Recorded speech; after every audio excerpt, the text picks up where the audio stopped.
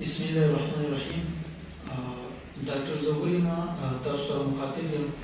نن موږ سره یو مریض راغلو، ډېر په کم ایج کې دی او ډېر د افسوس خبره ده چې 13-14 سال عمر دی او دا په ډېره خطرناکه نشه باندې اخته شوی دی او ډېر زیات یې ځان خراب کړی دی.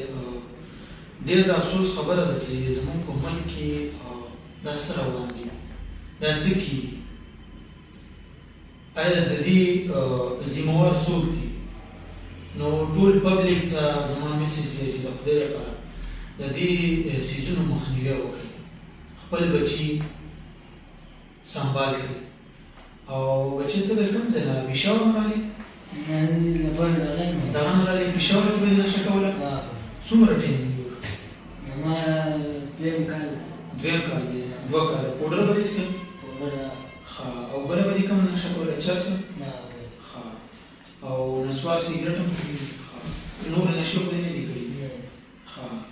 دا نشه دې ولې شروع کړه؟ چا څنګه دا دې شروع کړې؟ دا بس ملګرو باندې شروع کړې وه. ملګرو سره په کېناستې پاڅېدې نو هغوی دې باندې پیله وڅښله، بیا دغه شوې. ښه صحیح. او اوس پېښور نه دې څومره وخت کېږي چې راغلی دی؟ زما 5 میاشتې شو چې راغلی. ښه. نشه دې څومره ورځې کېږي چې نه دې کړې؟ پرون نه ده. پرون؟ ښه. پرون نه دې پرېښې ده. صحیح ده. ورځې به دې څومره څښلې؟ داسې لږ ډېر؟ ګرام. ښه صحیح. تاسو څه وایئ چې مطلب دا څیز طرف ته ولې ته راغلې؟ دا څه مجبوري وه ستا؟ څه دغه وه چې دې طرف ته راغلې؟ د زندګۍ نه تنګ شوې؟ ولې؟ زندګۍ نه ستا څه دغه و؟ تعلیم دې څومره کړی؟ تعلیم سکول دې ولې نه وي؟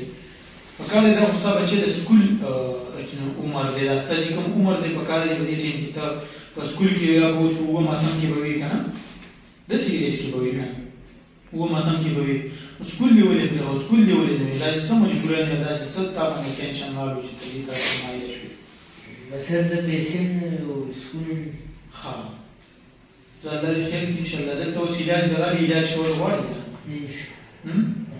خپله زندګي جوړول غواړي؟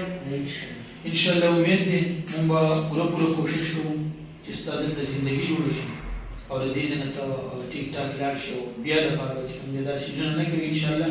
څه نه څه به ستا دپاره لازمي داسې کوو چې د هغې مطابق ستا نور لایف تېرېږي، یا به د سکول کې داخل کړي یا مدرسه کې، یا به داسې څه کار روزګار به درله لازمي ګورو چې د دې څیزونو نه ته دغه شي. صحیح ده چې او پوره واده وکړه چې د دې څیزونو نه ته واوړې مکمل او ځان سره یو عهد وکړه. زندګي تېره کړه، ژوند په نشو کې مه تېروه.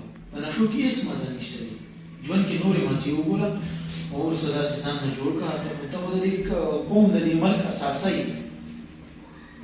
دا چې زموږ دا بچي چې دا چې ضایع کېږي دا به څه کېږي؟ دا خو د دې قوم او د دې ملک اساسي دي. ستاسو نه چې کوم دی معاشرې د تکلیف وي، مور دې څومره په تکلیف وي، مور چې دره ده څومره په تکلیف وي، څومره خفه وه. حالانکې ډېر زیات غریبانان خلک دي. بلکل داسې ده چې ستاسو د چا خبره چې د رزق تعالی کوم نه لګي، رزق هم نشته دی. نو تاسو په دې حال کې چې کوم دی نو تاسو نشې کوئ، پکار ده چې تاسو د ملا مور چې کوم دی نو هغې ملاتړ جوړ شي، د هغې خدمت وکړئ، د پلار خدمت وکړئ. هغه په دې عمر کې څومره پوخ عمر ده، په دې عمر کې چې کوم دی په تاسو شرمېږي، په تاسو باندې دا کېږي.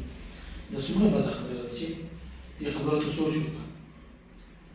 او غریبي هم ده، مور هم څومره غریبه ده، پوه شوې. نو داسې دې خبرو ته سوچ کوه. الله دې خیر کړي انشاءالله او پوره کوشش وکړو چې ستا دلته څه علاج وشي او الله دې د صحت طریقې او نوې زندګي دې جوړه شي. څه میسج ورکول غواړې؟